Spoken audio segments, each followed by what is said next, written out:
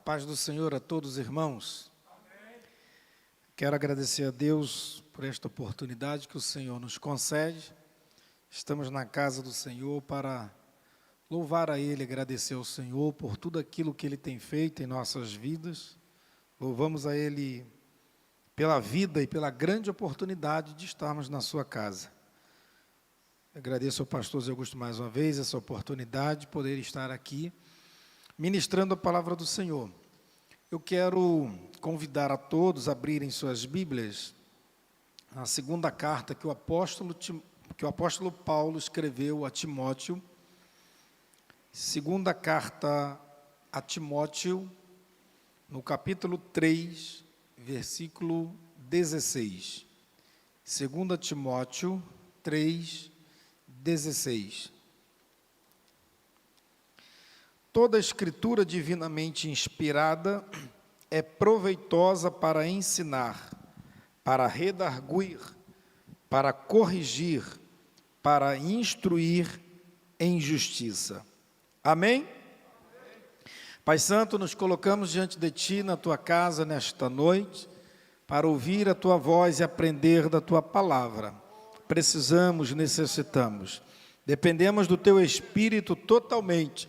Por isso te pedimos, fala conosco, em nome de Jesus, revela-nos a Tua palavra, para que possamos confiar mais, crer mais e obedecer mais ao Senhor. Te pedimos no nome de Jesus, amém. Amém, meus irmãos, tomem seus lugares. Sei que o tempo está meio, para alguns, chuvoso, né, o frio. Mas temos aqueles que nos acompanham, né, pelas redes sociais, então dá para acompanhar de casa ou o culto fica gravado. Não é verdade? Eu quero falar sobre a doutrina da inspiração, revelação e iluminação. A doutrina da inspiração, revelação e iluminação. Esse assunto, normalmente, ele é estudado nos seminários, fazem parte mais dos estudos dentro de um seminário, mas é importante que a gente fale sobre ele na igreja, porque esse tema, ele fala justamente sobre a Bíblia. A Bíblia é um livro confiável, é um livro perfeito, ela tem erros, tem dúvidas, precisa ser corrigida, tem alguma falha? São perguntas que normalmente as pessoas fazem. Não estaria a Bíblia em algum momento sendo muito radical? Não estaria ela já ultrapassada, precisando ser adaptada à sociedade? São perguntas que as pessoas fazem.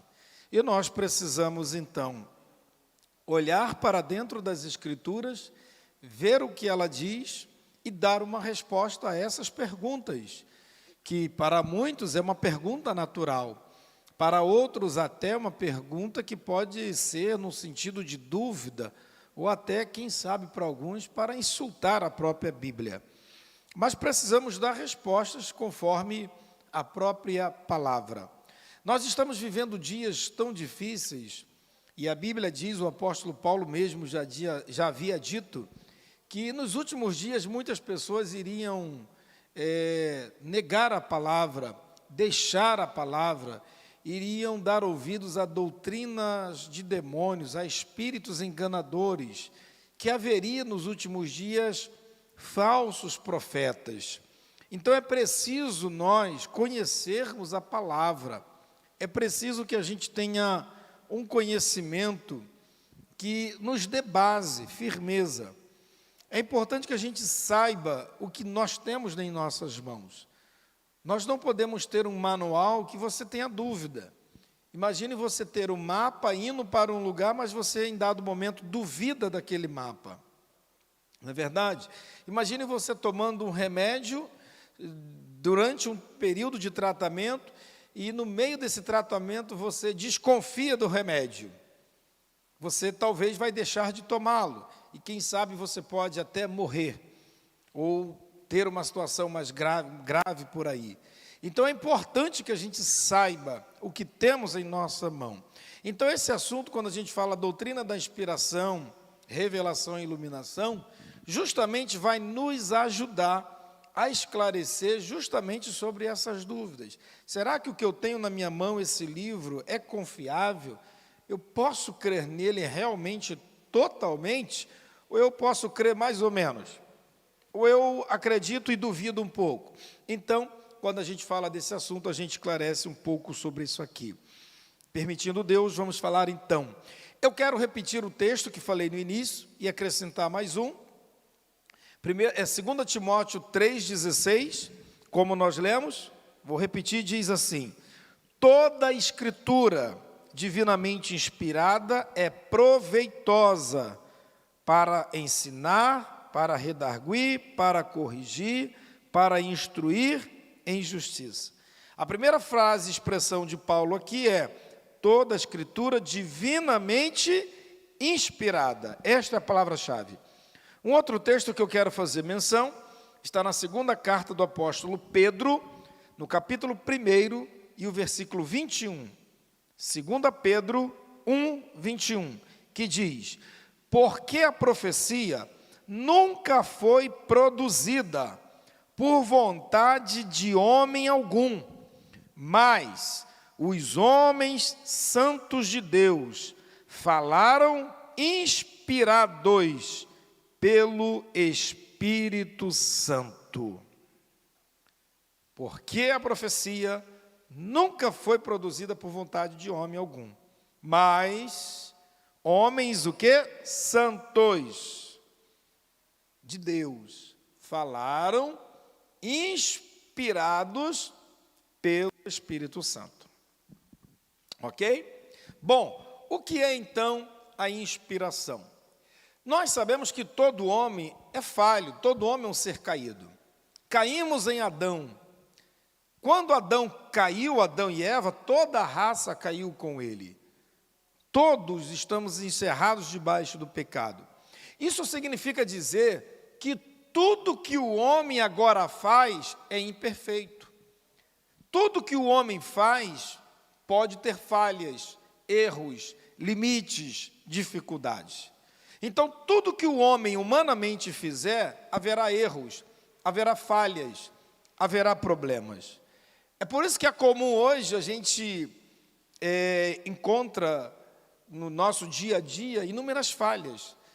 Um profissional, às vezes, por mais perito que ele seja e experiente, ele, trabalhando no dia a dia, ele faz um cálculo errado, ele mede uma coisa errada. O motorista, o profissional em qualquer área, seja o matemático, seja o pintor, o pedreiro, seja o engenheiro, o arquiteto, o médico, quem quer que seja, porque ele é humano. E o erro, a falha, é uma característica nossa, da natureza humana. Então significa dizer que tudo que o homem faz por si mesmo, como homem, é passivo de erro, de falha, e é preciso que haja correção. Então, tudo que o homem faz por si mesmo é falho, limitado e precisa de correção, precisa de aperfeiçoamento. A gente vê isso também em outros exemplos. Por exemplo, todos nós sabemos que hoje quem compra, por exemplo, um aparelho de televisão, vamos comparar assim, hoje as pessoas têm um aparelho moderníssimo, qualidade de imagem, de áudio, de som, excelente. Quem comprou um aparelho há 20, 30 anos atrás, muita gente pegou a televisão no famoso preto e branco, né? E assim vai. Hoje os carros têm modernos sistemas de proteção, de segurança, em freios, proteção chamada airbag e outros sistemas mais. Mas o que é isso? O primeiro carro não tinha isso. Porque o homem ele vai aperfeiçoando. Ele vai descobrindo que ele precisa melhorar aquilo que ele faz. Os equipamentos vão sofrendo alteração. Quem comprou um celular há 10 anos atrás, não dá nem para comparar com o de hoje, né? Porque eles vão se aperfeiçoando, eles vão melhorando. Equipamento de som, hoje a gente tem um equipamento de som nas igrejas, né, que vão se aperfeiçoando. Né? Há muitos anos atrás, era um equipamento de som muito mais simples, não tinha qualidade de som como temos hoje.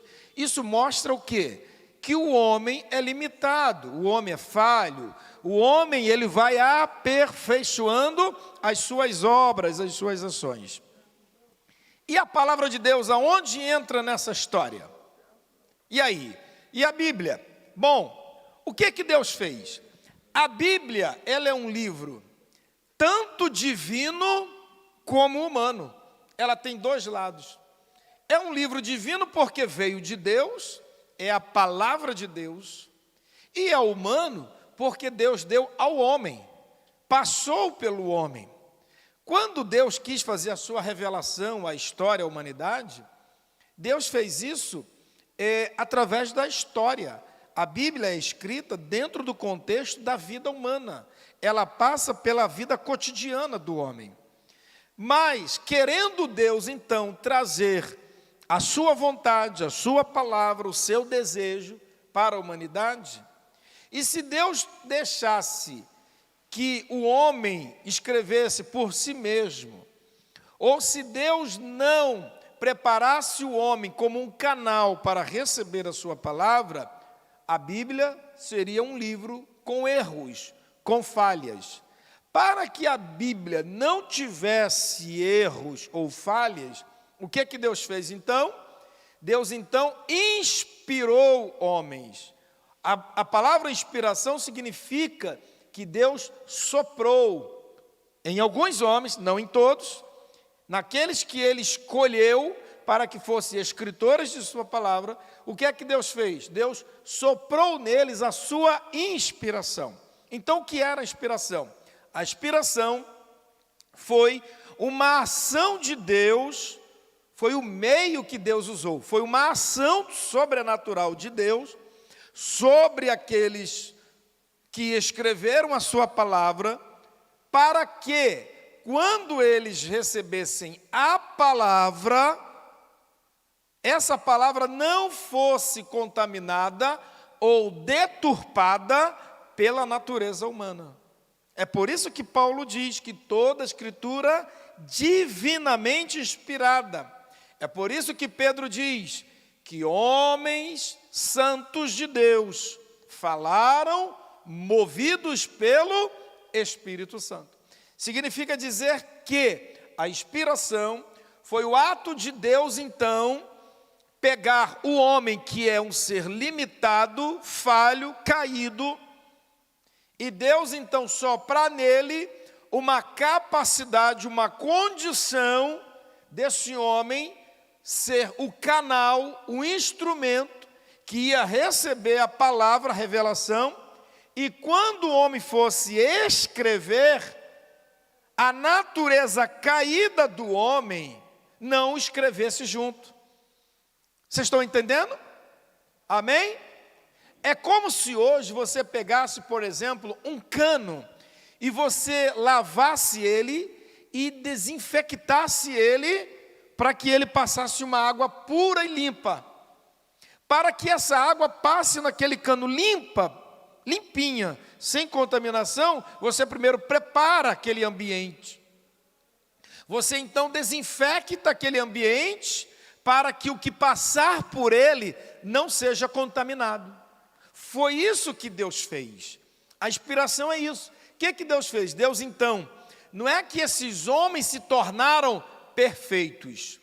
Os homens que escreveram a palavra do Senhor eram como nós, falhos, limitados, homens cheios de suas dificuldades humanas. Eles não eram super-homens, eles não eram homens perfeitos. Deus usou homens como nós, só que Deus escolheu eles, os chamou, é um chamado específico para essa missão. E o que Deus fez então? Deus então dotou esses homens de uma capacidade, onde o sopro divino esteve neles, para que a palavra de Deus, quando viesse a eles, e quando eles escrevessem a palavra, não houvesse uma mistura da sua natureza caída que viesse a corromper o texto. Então, quando eles escreveram de forma... Por isso que hoje dizemos que a Bíblia é perfeita. Por quê? Porque ela foi escrita por homens, mas que receberam uma dotação, uma capacidade especial e sobrenatural de Deus, para que quando eles escrevessem, não houvesse erro ou falha naquilo que estava sendo escrito. A esse processo nós chamamos então de inspiração. E aí eu quero que vocês entendam bem o seguinte: nesse sentido que eu estou falando aqui, a inspiração não existe mais hoje. É comum a gente dizer assim: eu fui num culto e o pregador estava inspirado. Eu ouvi um hino e aquele hino veio do céu, o hino era inspirado. É uma força de expressão até que a gente usa. Mas você até usa, vamos dizer assim, até pode falar isso. Mas você tem que saber dividir que o pregador hoje, o cantor, o hino, não tem aquela inspiração daqueles homens do passado, ok? Por que não tem? Vou te dar um exemplo prático. Eu estou com um estudo aqui, que eu elaborei. Está aqui. Eu estou com a Bíblia aqui do meu lado. Mas eu não posso comparar a Bíblia com o meu estudo. Eu não posso dizer que o estudo que eu fiz é perfeito. Ele é passivo de erros e falhas. Por quê? Eu sou humano e sou falho. Por mais que eu ore, que eu busque a Deus, que eu peça a graça dEle, e diga para Ele que eu quero ensinar a verdade, mas eu sou humano. Eu não tenho aquela inspiração como aqueles escritores. Um dos motivos, por que não se há mais essa inspiração hoje? Porque se houvesse, eu poderia pegar um texto meu, eu crio um livro hoje, e boto dentro da Bíblia e digo que esse livro é inspirado, e tem a mesma autoridade dos escritores. Entenderam? Então, não há mais essa inspiração hoje. É por isso que a gente diz que a inspiração nesse sentido, ela cessou. Ou seja, por exemplo, um exemplo que nós temos muitos livros bons nas prateleiras evangélicas, livros teológicos. Nós estudamos aqui, somos a Assembleia de Deus, então a gente estuda a revista da Escola Dominical, cada trimestre. Excelentes revistas, excelentes aulas, homens de Deus comprometidos com a palavra, mas eu não posso considerar que a revista da Escola Dominical, ela é perfeita. Não, ela não é perfeita. Por mais que o escritor tenha se debruçado, tenha orado, se dedique, mas ela não está no nível das Escrituras. A Bíblia está acima de toda e qualquer literatura. Então é isso que nós precisamos entender, o primeiro ponto. Inspiração foi o sopro de Deus, foi uma ação sobrenatural, específica, durante um determinado momento da história, que Deus capacitou homens. E que homens eram esses? Normais como nós. Só que a ação de Deus naquele momento ali foi para que aquilo que eles fossem escrever não tivesse falha ou erro. Por isso que hoje nós afirmamos que as Escrituras é a palavra de Deus, e aí nós usamos uma expressão, ela é inerrante, ela não tem erros. Por que ela não tem erro? Porque ela foi inspirada, porque ela veio diretamente como uma ação de Deus. Então, nesse sentido, a gente diz que a inspiração cessou, não existe mais inspiração para se escrever a palavra.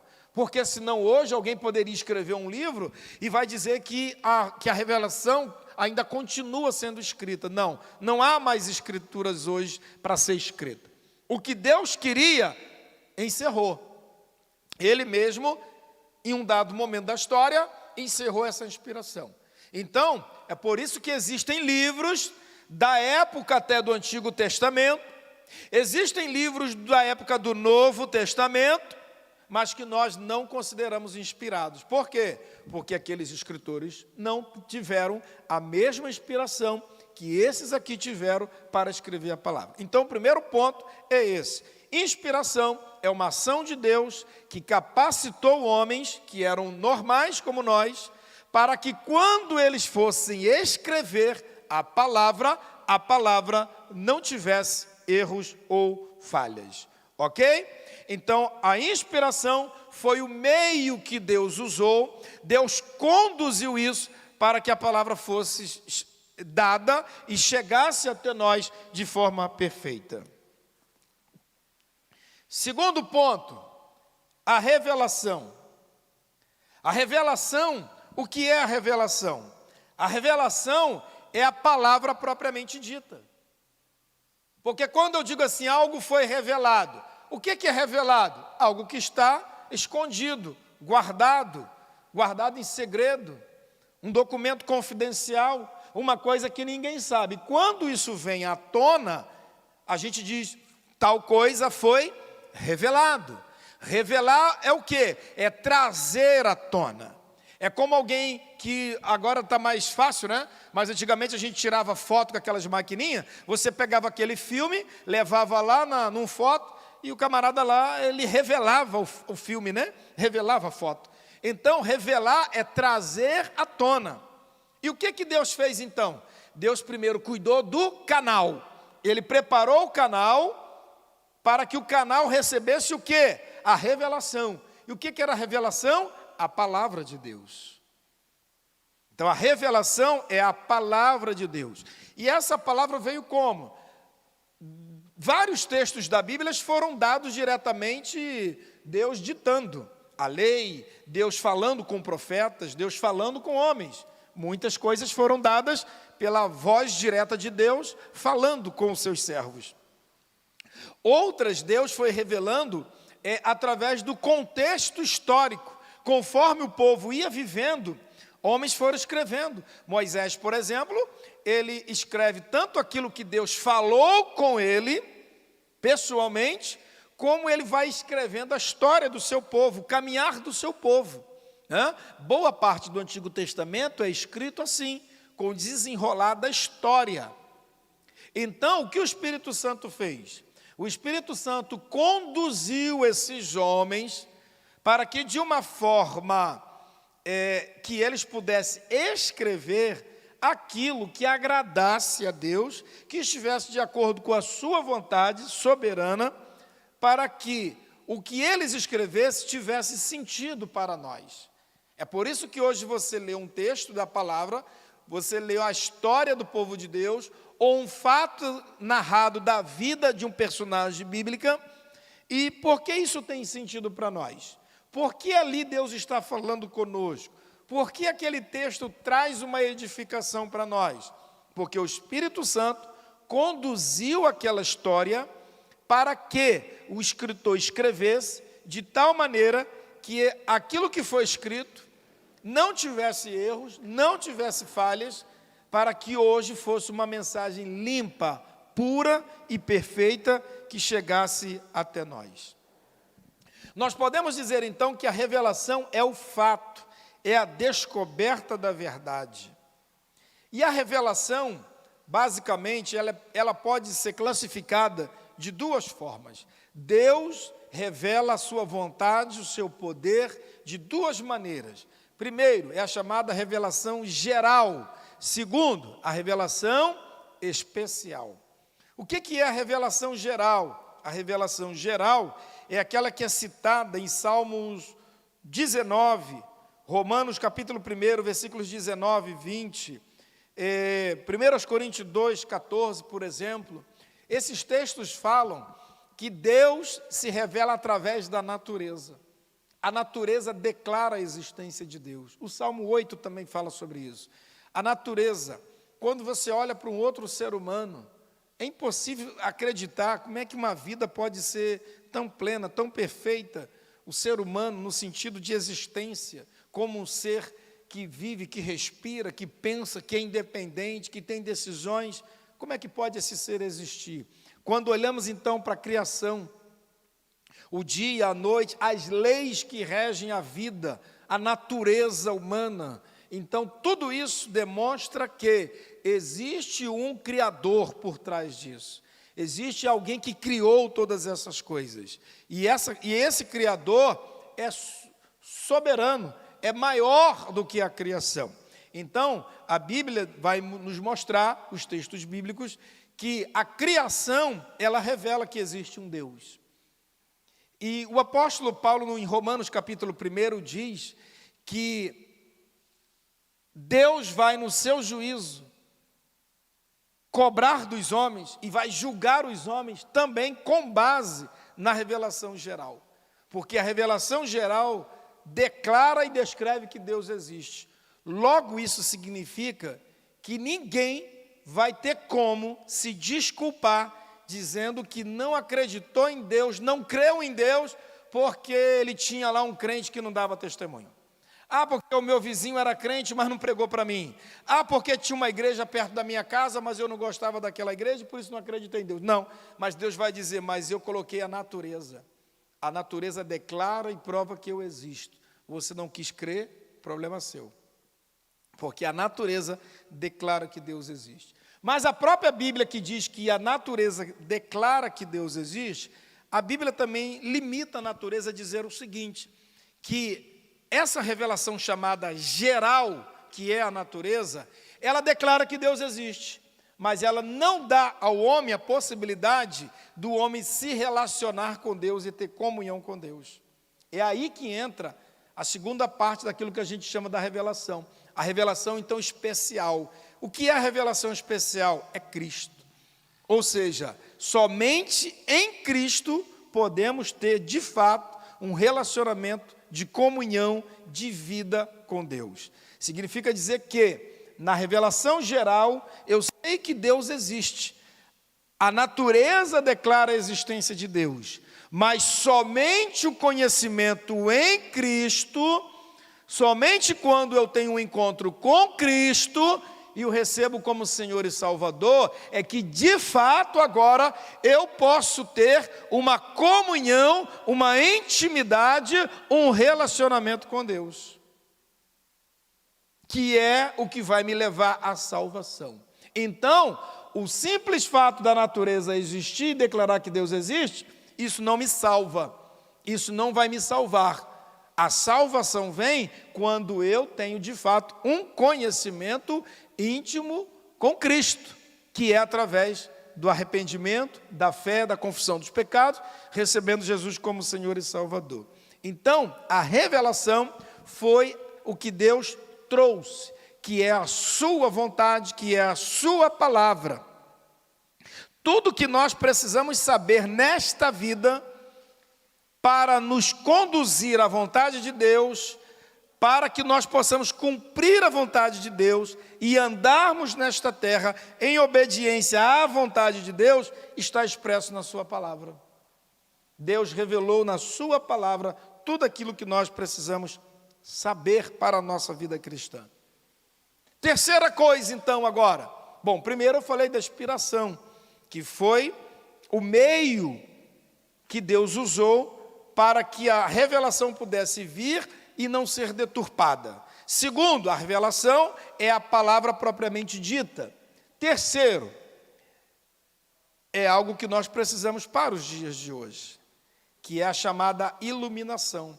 O que é a iluminação?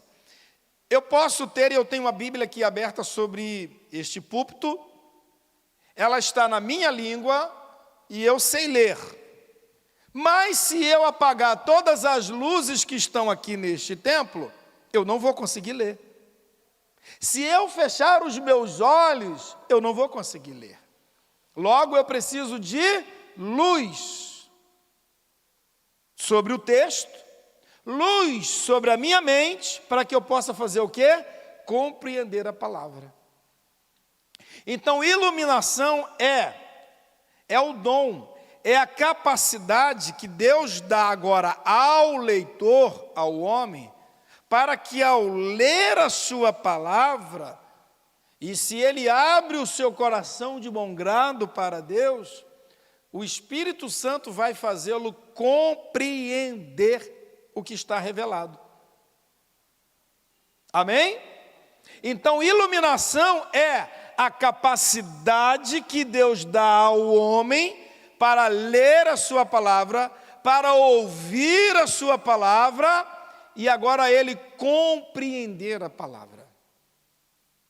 Pastor, para eu entender então a palavra, eu preciso ter uma faculdade? Não. E se eu não souber ler, eu vou para o inferno por causa disso? Eu não sei, eu tenho que ler a palavra? Não. Porque se você ouvir a palavra, abrir o seu coração, não endurecendo ele, o Espírito Santo vai abrir o nosso entendimento. É por isso que você pode pegar uma pessoa 100% analfabeta, que não sabe ler uma letra, e ela crer nessa palavra e andar por ela. Porque ao ouvir a palavra, o Espírito Santo vai iluminar o seu entendimento e ela vai compreender a palavra. Então Deus, ele cuidou desse processo, para que a palavra dele não tivesse nenhum problema para chegar até nós. Deus, ele, em primeiro lugar, ele inspirou homens para que eles pudessem, então, receber a revelação, e essa revelação agora chegada, não ficasse impossível de ser compreendida. O apóstolo Paulo diz que quem anda na carne só discerne e interpreta as coisas da carne. Mas quem anda no Espírito ou se submete à voz do Espírito, discerne espiritualmente. Por que muitas pessoas não compreendem a Bíblia? Não compreendem a palavra de Deus? Porque elas estão na carne.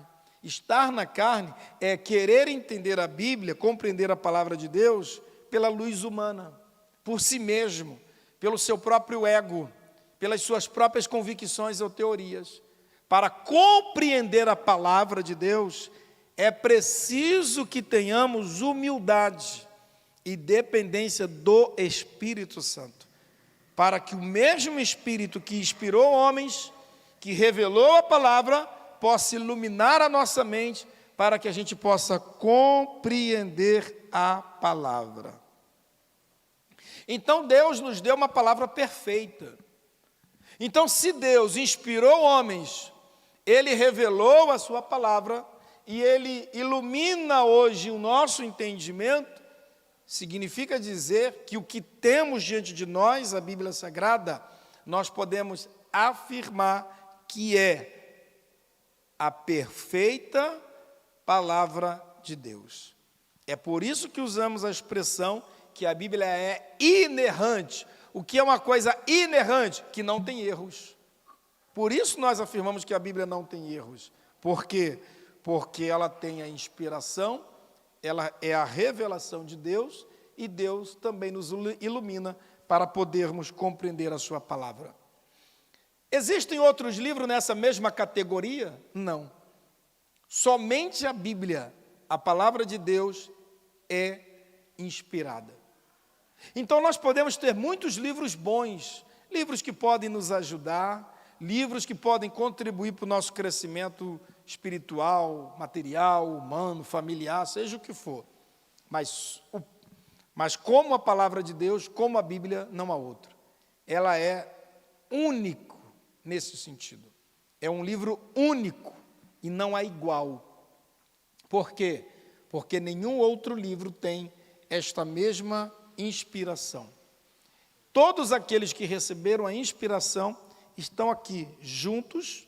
Foi por isso que Deus, então, Ele separou um povo, para que esse povo fosse o povo da revelação.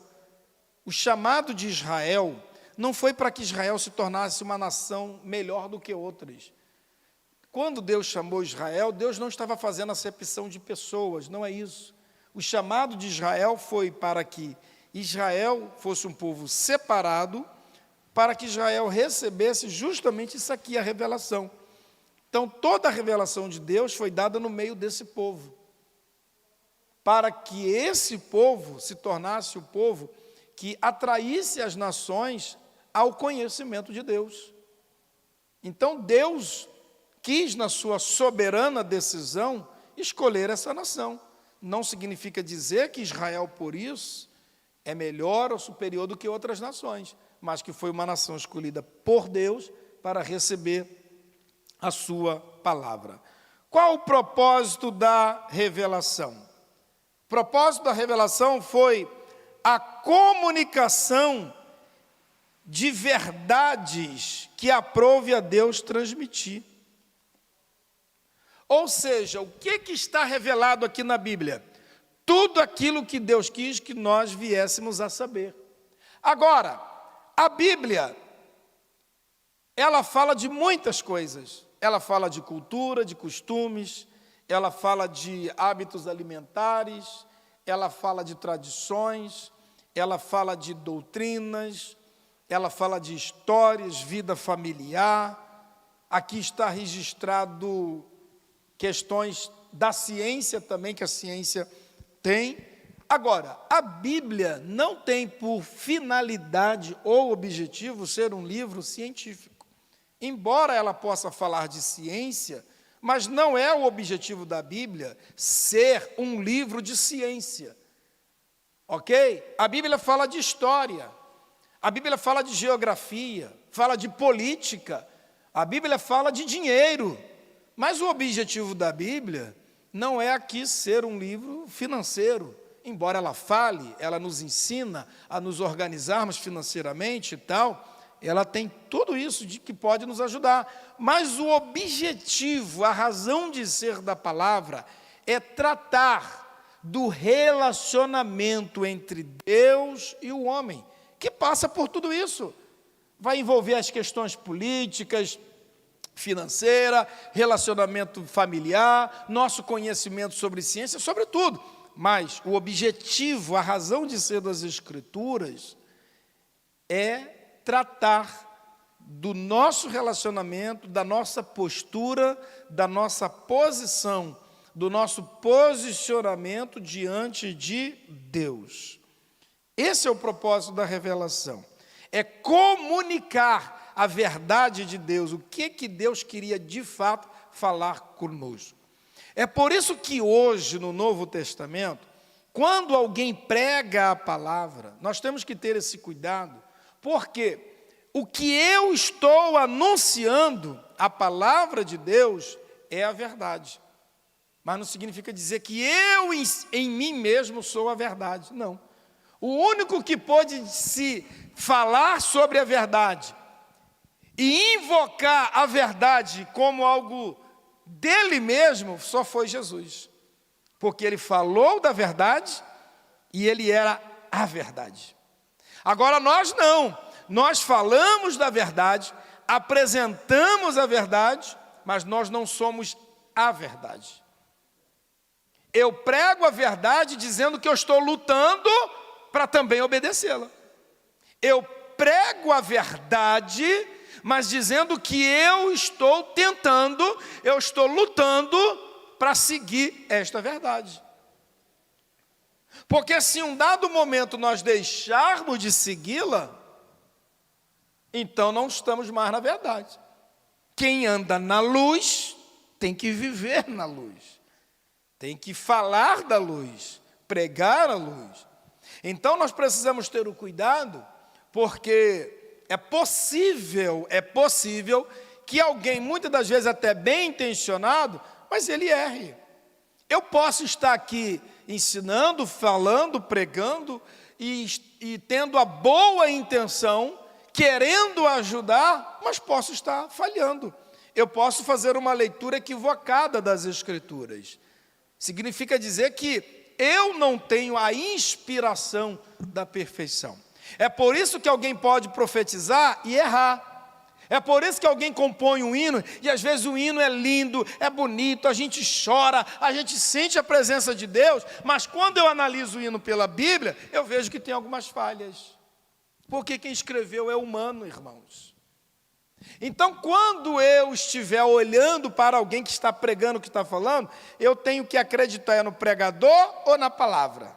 É na palavra. Mas eu não vou com a cara daquele pregador, então eu não acredito no que ele fala. Não, você não pode pensar assim. De repente, a pessoa que está pregando, que está cantando, que está dirigindo, que está fazendo ali a obra do Senhor, de repente eu nem gosto muito dele, não tenho muita afinidade. Mas eu não posso misturar isso. Se ele está falando a palavra, é a palavra que eu tenho que ouvir. Eu tenho que dar crédito, é a palavra, não é o pregador. É claro que o pregador não quer dizer com isso que ele vai virar um hipócrita. Ele vai falar de algo que ele não vive. Não, não é assim. Ele tem que procurar viver, mas o perfeito é a palavra. Então você tem que ter cuidado para você não se deixar levar porque falaram isso, falaram aquilo, porque está bombando na internet quem fala isso, fala aquilo outro. Não, você tem que se basear na palavra. Perfeito é a palavra. Homens são falhos. Ao longo dos anos, ao longo da história das Escrituras, muitas pessoas acreditaram e creem na palavra de Deus, mas outros olharam para a Bíblia e disseram, eu não acredito na Bíblia totalmente, ou então acredito nela parcialmente. Por quê? Por causa daquelas perguntas que eu falei logo aqui no início.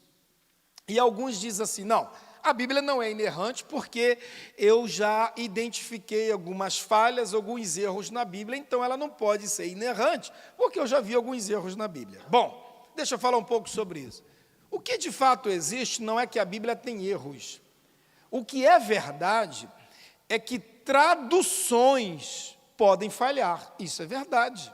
Traduções, qualquer tradução pode ter erros. Tradução é uma coisa, a originalidade é outra. Quando nós falamos da inspiração, nós estamos nos referindo aos originais, aquilo que Deus deu. Agora, traduções podem ter, sim, falhas, porque uma palavra, muitas das vezes, para ser traduzida numa outra língua, às vezes não se acha uma palavra adequada. A palavra acaba se usando uma palavra, tentando dar sentido a uma coisa que tem um outro significado. E aí a língua também ela sofre modificação, alteração, a gramática vai se corrigindo, vai se aperfeiçoando ao longo dos anos. É por isso, por exemplo, que a Sociedade Bíblica no Brasil, ela tem o cuidado de sempre fazer uma revisão no texto, para corrigir dificuldades no texto. Agora, isso não significa dizer que a Bíblia em si, como palavra de Deus, tem erro. Como que eu afirmo que ela não tem erro? Por quê? Porque o texto tem que ser julgado e analisado pelo seu contexto geral. É possível eu pegar um texto específico e ler ele e fazer um julgamento pré-concebido de forma errada. Eu posso errar quando eu leio um texto. Eu posso fazer um julgamento lendo um versículo único da Bíblia que vá de encontro a todas as Escrituras. Para que isso não ocorra, o que eu tenho que fazer então? Eu pego um texto e eu tenho que agora tentar analisar esse texto dentro de todo o contexto. Porque a Bíblia, ela é um todo.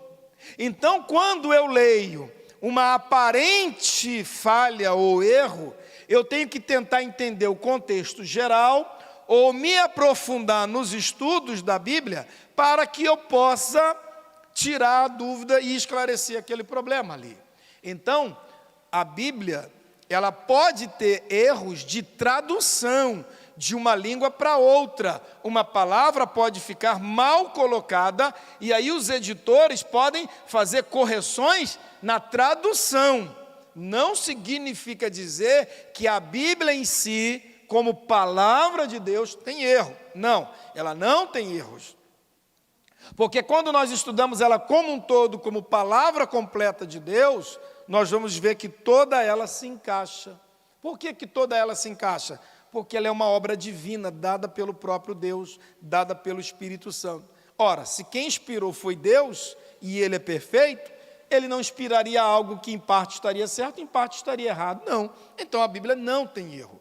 Falhas que nós encontramos são aparentes por causa da língua ou por causa da nossa própria limitação. Às vezes nós lemos um texto ou fazemos um estudo da Bíblia e por causa de alguns preconceitos que a gente ainda tem, ou a falta de maturidade, ou de um conhecimento mais profundo das Escrituras, nós nos antecipamos e fazemos um julgamento prévio dela. E aí a gente erra dizendo, a Bíblia disse isso, não, a Bíblia falou aquilo. Quando, na verdade, sou eu que estou dizendo. Porque eu fiz um julgamento antecipado, sem um conhecimento mais profundo. Significa dizer que todo conhecimento mais profundo das Escrituras, eles vão nos levar a compreendermos e aceitarmos que a Bíblia é, de fato, a palavra de Deus, sem nenhum problema.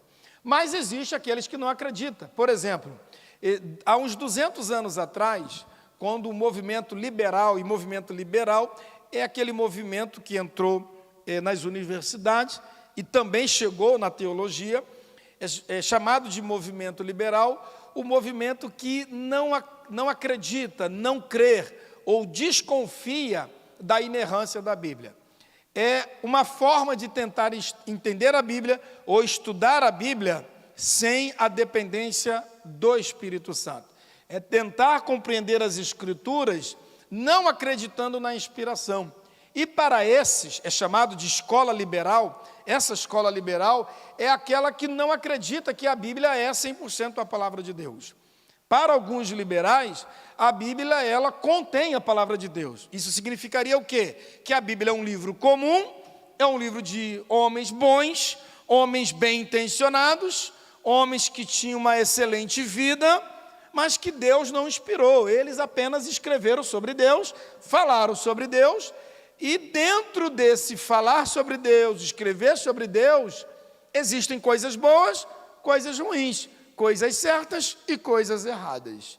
Ou seja, quem acredita nisso é o chamado movimento liberal, que não acredita na inspiração das Escrituras. Existe uma segunda interpretação, ou segunda escola, chamada neo-ortodoxia, que ela acredita que a Bíblia se torna a palavra de Deus. Em que significa isso? Que a Bíblia também é um livro humano, mas que tem a graça de Deus, em certo sentido tem a iluminação de Deus, e que na medida que eu leio, e se aquilo que eu li fizer algum sentido para mim, se torna a palavra de Deus. Aí eu li um texto, não gostei, o texto não falou comigo, então não é palavra de Deus. Só é a palavra de Deus se... Aí é um problema sério, querido, porque a gente vai fazer da Bíblia uma coxa de retalhos. Aí eu leio um texto e digo, não, esse texto eu não gosto não, porque ele me denuncia. Esse texto fala mal de mim. E esse texto aqui, rapaz, me denunciou, então eu não gosto dele, então não é a palavra de Deus. Só é a palavra de Deus coisa boa. Imagina, né? Se a Bíblia fosse desse jeito. Não, ela é a palavra de Deus independente de qualquer coisa. Se eu estou certo, se eu estou errado, se eu gosto, se eu não gosto, ela é a palavra de Deus. E a terceira interpretação é a chamada interpretação ortodoxa. O que é ortodoxa? É a inspiração total e plenária. Significa dizer que Deus, então, de fato, inspirou ela completa e o que temos é completo. Isso significa o que na prática para nós? Que às vezes eu vou olhar para a Bíblia e ela vai me parabenizar.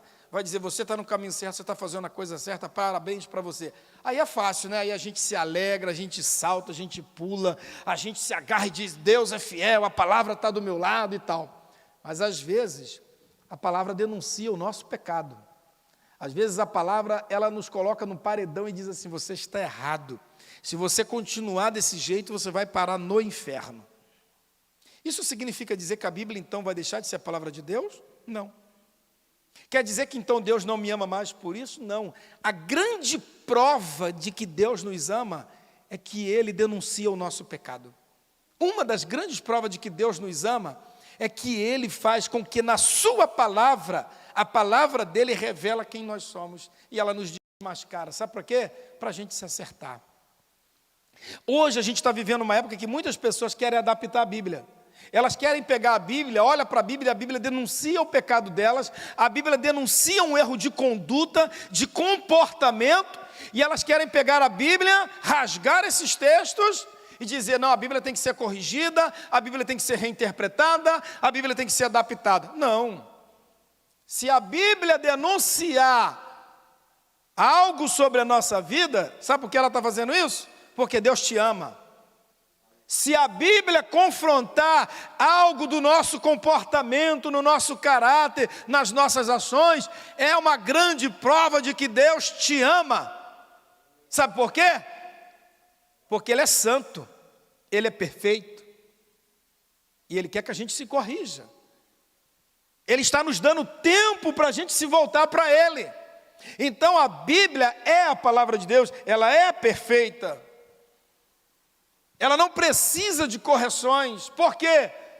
Hebreus 13:8, Jesus é o mesmo ontem, hoje e eternamente. Significa dizer que Deus não muda. Deus não muda. O que Deus falou há 10 anos atrás, 100 anos, 1000 anos, 5000 anos atrás, Ele continua falando hoje.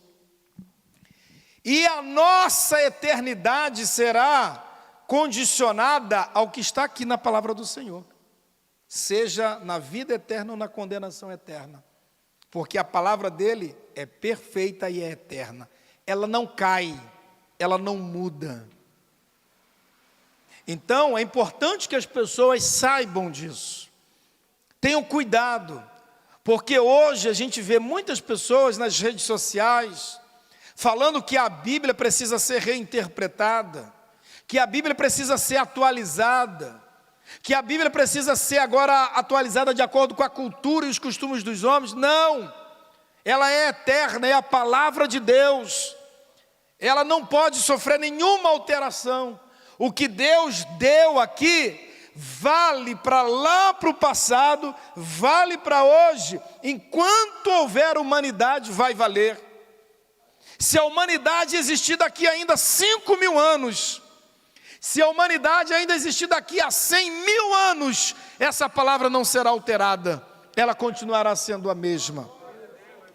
Por quê? Porque ela é a palavra de Deus, ela é imutável, não há mudança para ela, ela é a mesma. Por que ela é a mesma? Porque o próprio Deus cuidou para que o que estivesse escrito nela não fosse algo com base em preconceito, racismo ou qualquer tipo de divisão social. Não. Se a Bíblia em algum momento denunciar algo que eu vivo, que nós vivemos, que nós fazemos, é porque Deus está querendo o nosso bem. É porque Deus está falando na sua palavra para a gente se acertar. Então não é a Bíblia que tem que se adaptar a nós. A Bíblia não se adapta à igreja. A Bíblia não pode ser interpretada pela igreja. Não é a igreja que define a Bíblia. Não é a igreja que define o que a Bíblia é, mas é a Bíblia que define a igreja. É a Bíblia que se auto-interpreta. É a Bíblia que por si mesmo diz o que a igreja é. Hoje muitas pessoas podem fazer uma reunião e dizer que isso é igreja. Mas diante de Deus só é igreja aquilo que a Bíblia diz que é igreja. Então a Bíblia está acima de todos os líderes religiosos. A Bíblia está acima de todos os pastores. A Bíblia está acima de todas as igrejas, todas as religiões. Se algum líder, se algum pastor falar contra esta palavra, quiser alterar ela, quiser mudar ela, perde o efeito. Porque ela está acima de qualquer religião, de qualquer líder. Sabe por quê? Porque ela veio de Deus para nós. Eu termino dizendo, ame a palavra do Senhor, creia nesta palavra. Acredite que o que você tem em suas mãos veio do céu para nós.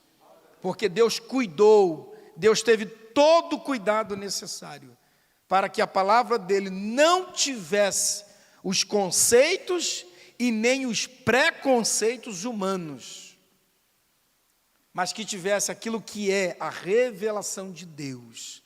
E sabe o que é a palavra de Deus, o que é a vontade de Deus? A Bíblia é a expressa vontade de Deus escrita para nós.